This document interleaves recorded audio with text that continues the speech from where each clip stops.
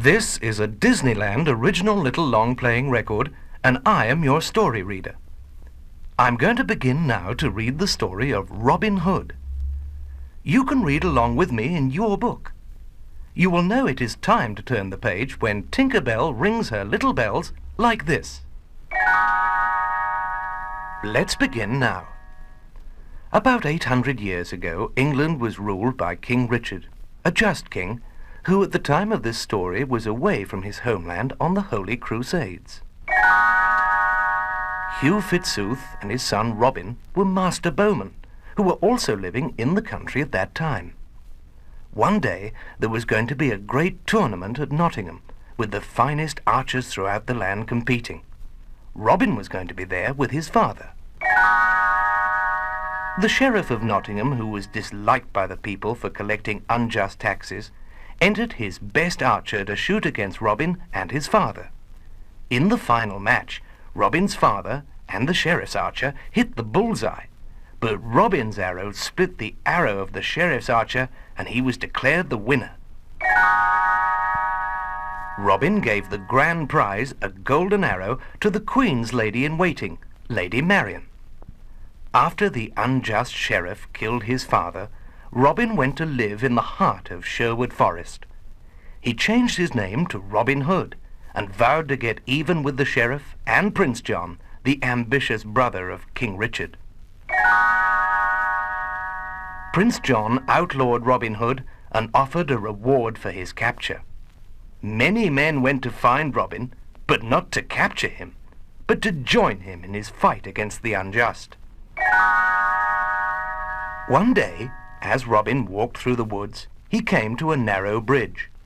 As he started to cross, another man, much larger than Robin, began to cross from the other side. "Stand aside, fellow," said Robin, "and let me pass." "Why should I stand aside?" asked the stranger. "Why don't you?" The two men fought, using long jousting poles, until finally the giant fell into the stream. Robin helped him up, and the two men became friends. "What's your name?" asked Robin. "John Little," the man replied. "Then I shall call you Little John," said Robin, and the two men went on into the woods to meet Robin's band of men. Robin wanted a clergyman to care for his men's spiritual needs and went to see a hermit called Friar Tuck. As a joke, Robin drew his sword and made the friar carry him on his shoulders across the river to the abbey. When they got to the other side, the friar then drew his sword and made Robin carry him back.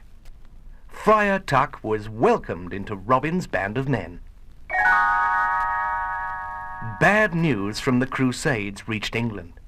King Richard had been captured by the enemy and would not be released until a huge ransom had been paid.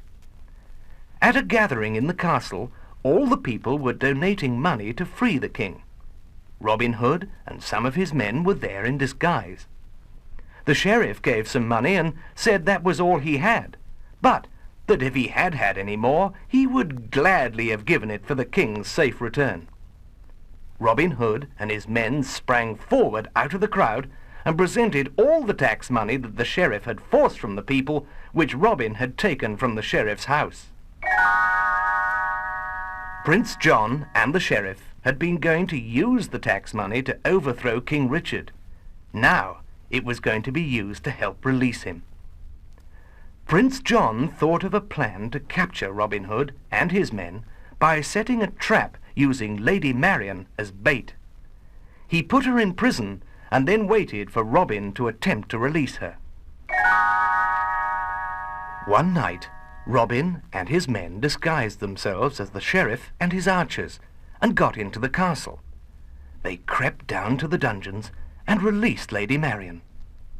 As they tried to escape from the castle, the sheriff and his men attacked them.